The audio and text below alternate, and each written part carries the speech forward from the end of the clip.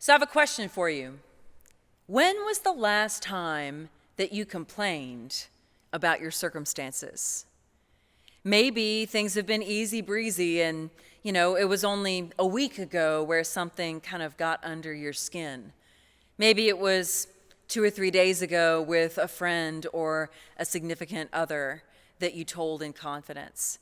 Maybe it was this morning when somebody cut you off in traffic, or maybe it was just a few minutes ago when you were trying to get on this YouTube channel or on the internet itself and stuff just wasn't working. I know we're not in airports a lot these days, but I often found myself in those situations like waiting for a flight where you're having to hurry up and then sit, and then a plane is delayed, and it's this vicious cycle of delaying the rest of your day where you miss your complete route to your destination. I found myself oftentimes grumbling, being so inconvenienced with my plans and my very well-curated schedule that I forgot about the miracle of walking onto that plane, sitting in my seat, and I'm actually flying in the courtesy of this machine that's just basically a flying chair in the air that will bring me safely 1,000 miles away. Part of the problem for many of us in the human condition is that we often are not fully attentive or present to our circumstances, that we allow the first world problems of our very privileged existence to completely distract us from the beauty of what is right before. Sometimes we need to wake up from the stupor of modern day life that we have grown accustomed to living. When I've asked other people how they have had those awakening moments, a lot of times I've found that people have to go somewhere outside of their geographic locations. So there are a number of folks that I've asked over the years that have said the mission trip that they went on, either as a youth or as an adult chaperone, was that which opened their eyes to what they had. And of course, we find lots of other ways, even in devastating circumstances in our own place, with storms to the west of us, with our neighbors in Lake Charles and other cities, and then to the east of us, a storm that came where we have been spared by both. When we find ourselves in between the gap of devastation, those are the moments where God may say, "Woohoo! Hello, look at where you are." And so this is a time where we continue to seek the way of wisdom, in times where we can easily be tempted to be thrown and taken and frustrated by every single little thing. That is the easier way. But perhaps the way less traveled is one where we look for God's perspective on our everyday circumstances, that we would have God's lens to be able to see what is and what might be in our lives in the days to come. And so today, we've been talking about wisdom a number of weeks now, but today I want to focus specifically on the tradition of the skeptics. That kind of approach to life is still very, very prevalent in our 21st century reality today. It might feel familiar to you, but we want to focus on how even their revelations, particularly the revelation of one in this holy text, can help us find the freedom that will truly set us free. So in the wisdom tradition, particularly in this book of Proverbs, the prayer that you see that Reverend Carol read for us today is really the only prayer in the book. It's like other books, like Ruth and Esther, don't really mention God, but God is still very much present within. In the same way, this is the only very open and overt prayer that can be found.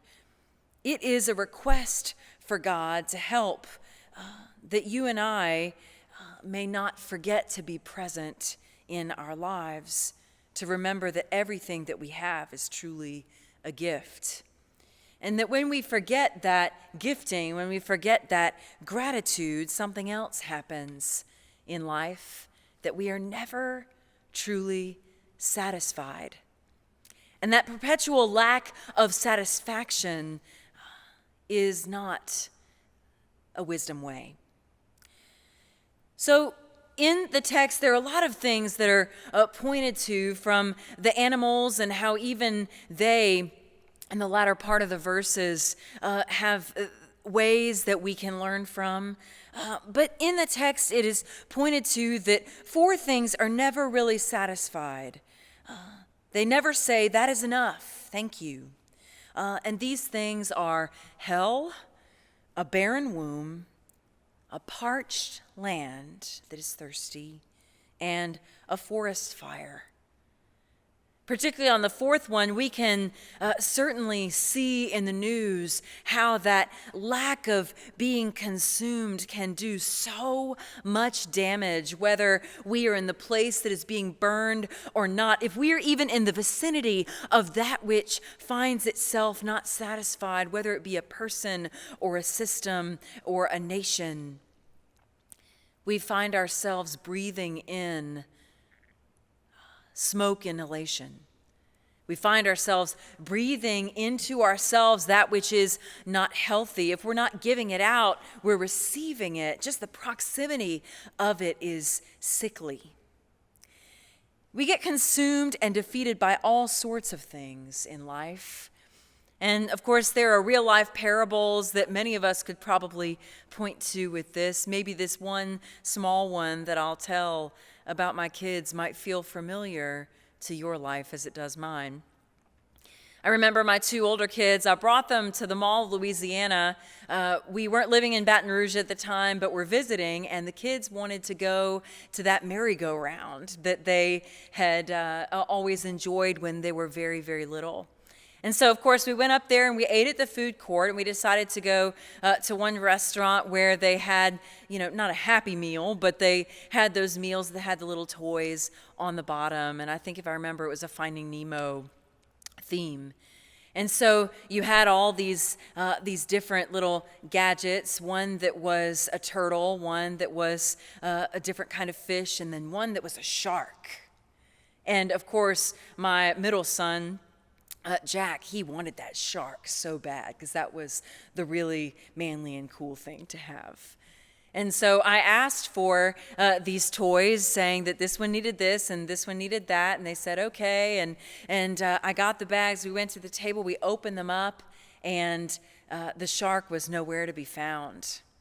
And they were given a turtle, which was still really cool. But of course, my boy just started to cry and started to really get frustrated. And so I went back up to the desk and I said, hey, can we, get one of those other toys that I requested? And they said, oh, well, that one was for a month ago. We're doing these now. And these two or three other types. So you'll just have to collect it at another time. And so I went back and had to give the bad news to my sweet boy. And he was just sulking over his food, while I looked to the next table, and there was another boy. In the same kind of posture, he was really frustrated that he didn't have Jack's turtle. I tell that one story because it really is a metaphor for what we all experience in one way, shape, or form in life, whether it's in school, whether it's in our competitive pursuits, whether it's in the workplace, whether it's even in our own families and the pecking order that continues to be created, whether we mean to or not. It's remembering stories like this that this prayer given in Proverbs today begins to have its meaning revealed to us. The words say to God in the form of a demand, not just a meaning request, it was a demand. 2 things I ask of you. Don't keep them from me before I die. Fraud and lies, keep them from me. Don't give me either poverty or wealth. Give me just the food that I need, or I'll be full and deny you and say, who is the Lord? Or I'll be poor and steal and dishonor my God's name. I think of one of the meanings of this prayer from the words of a controversial comedian, Louis C.K., but he had a statement, little meme that was going on social media a couple of years ago that I still remember, and it was a conversation between him and his child, and the child said, "Why does she get one and not me? It's not fair." And he said, "You're never going to get the same things as other people. It's never going to be equal in life. It's just not going to happen ever the way you want it to, so you must learn that now, okay? Listen. The only time you should look to your neighbor's bowl is to make sure that they have enough. You don't look in your neighbor's bowl to see if you have as much as they do." So the history to this prayer, this plea, this demand to God, it was found and formed from the heart of one in a time of great skepticism. And it was suggested that the book of Job, the book of Ecclesiastes, and even the book of Proverbs with these words from the son of McKay were all skeptical kinds of works. A skeptic in the strongest sense in the Hebrew tradition, Jewish skeptics, is one who remains constantly in a state of doubt, constantly trying to declare that all positive truth, religious or philosophical, cannot be reached. It is completely unattainable to humankind. In the same way, some skeptics who were trying to understand or even trust God found, or at least expressed it to be ultimately a fruitless enterprise. Again, there are some that even read this book of Proverbs, and in this particular section, they take issue with it because they think that this guy is probably an atheist or ultimately an agnostic to have a posture to God in such a way. But there are many who also say that this man, even in his skeptic posture to life, he has a moment of vulnerability and humility in this time. The thought of skepticism in the Bible, the major thread is somehow appealing to us in every generation, but particularly in these uncertain times. We are often uncomfortable with those that possess seeming more security or certainty than seems appropriate for this moment. It's easier for us to just push whatever that person's belief is aside because it just seems too good to be true. And so this man speaking and giving his prayer, Agur, his name means the one who is brave in the pursuit of wisdom. It can also mean collector. And then he asks, ultimately, if you remember, of just two things, profound things, but two simple things. Keep me from falsehood. And then one that we would focus on more today, because I think it's really at the center, at the very heart of what we struggle with as human beings. It is to be given neither wealth or poverty, that position is perhaps the safest place for him to pursue and receive and find and walk the way of wisdom. So this kind of looks like a few different things. Perhaps you've seen people that have told themselves lies about their bigness or smallness, that ego bloat that can be found in some, or the way that we diminish ourselves in other places and other times. And there is sin in seeing yourself as wiser or even weaker than God has made you and I to be. And so as Agur is son of Jakkai, which basically this tradition of his father and of his family is one who is free or blameless without sin. This is what he was seeking and trying to find. When we find ourselves as perhaps seemingly wiser or weaker than we are, it is always a road not to wisdom or to gratitude. But at least in my life, the way it shows up is entitlement or resentment. This word that Agur is giving God through the prayer and the way that he addresses God is one of the only ways that God is addressed in the Bible, particularly as it relates to the Israelites who were seeking for God to allow Pharaoh to let them go and to go on that 40-year-long wilderness journey. In the same way, the way of wisdom is that wilderness journey that we find with Yahweh walking alongside us every step of the way. Lord, my God, who are you? The skeptic says.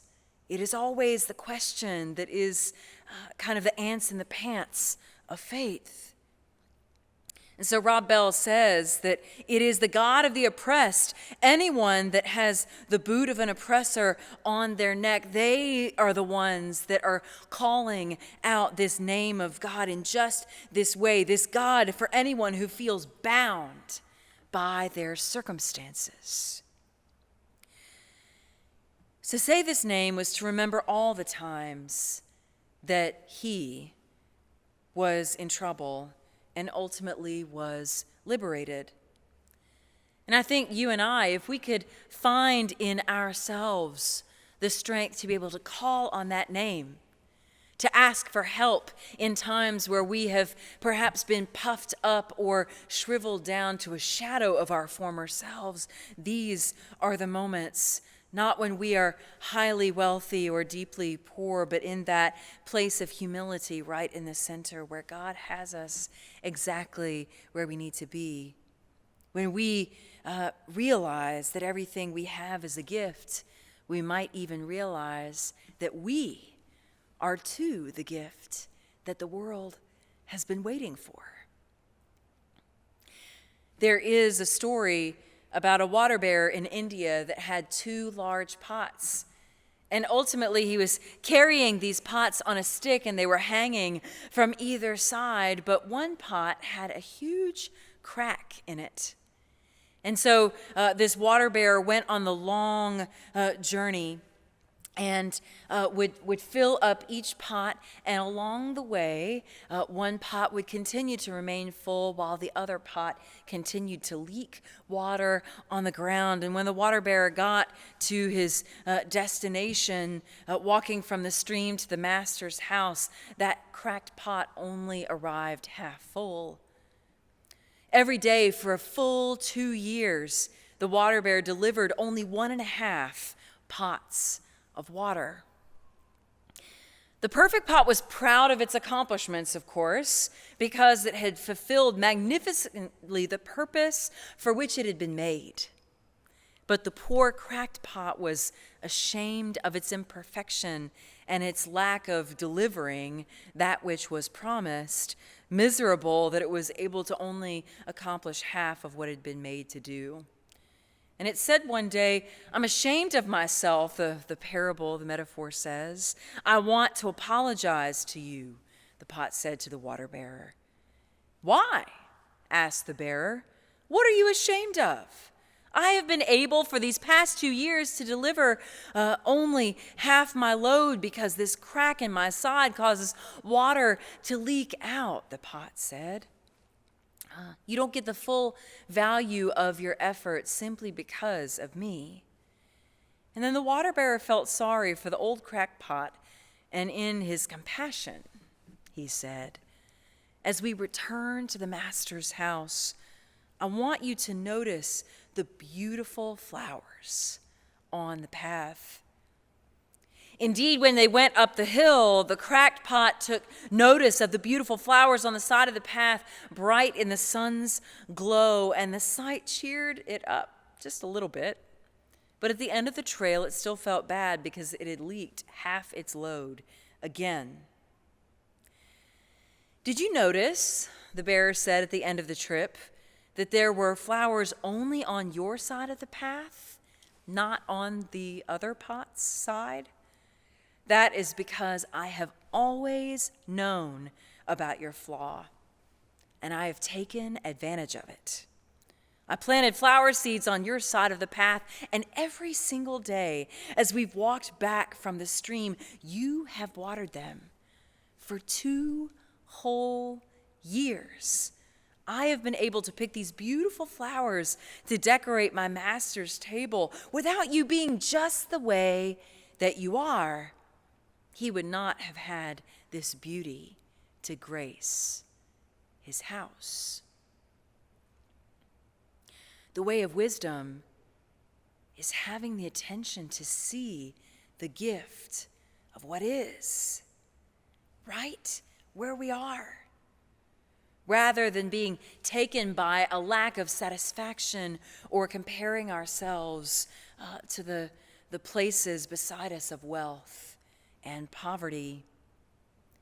If you are plagued today by a sense of entitlement or a sense of resentment, perhaps you are asking for the wrong things. I remember talking to a pastor friend of mine who had arrived at the church of his dreams, a place that he had just envisioned at the pinnacle of his career that he would be able to serve. And that appointment was short-lived. And it took him 2 years of praying and crying and struggling with grief as to what had happened when the message of God finally came. "Yeah, I gave you what you wanted. Now let's go in the way that I dream for you." I think there's a sense where we all have the opportunity to wake up to God's dream that may not be our own. Perhaps you're asking for the wrong things in your own life or relationship as well, and missing the gift of your life that is being offered right at your fingertips or in your seeming cracks. The urgency of the prayer that a guru offers and we have the opportunity to offer is not for possession. It's for awareness and character and integrity and satisfaction that is just enough for this moment. This prayer asks that you and I would become a particular kind of person. "Give me neither poverty or riches, but give me only your daily bread, dear God." So, do we want to become a particular kind of person? In the general sense, do we want to become a particular kind of church or even a particular kind of nation that is not taken by trying to be tempted to overtake and conquer every single piece around us, competing with our neighbors, but instead accept and live into the gifts of what is, not what we think should be? Today we gather because we are grateful to God. And I wonder if we would remember that gratitude, if we are bound by focusing on what we are and not at the expense of what we are not, then we will too live the way of wisdom. And we will live out our calling when you and I trust ourselves as the ones entrusted by God with everything we need to live life to the full. So what prayer do you need to pray to let go of, to release, to be set free from whatever entitlement and resentment might capture you and bind you today?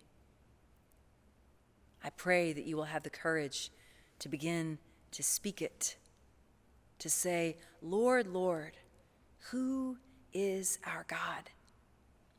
And that God would meet you and God's voice would speak right where you are. In the name of God, who was and is to come. Amen.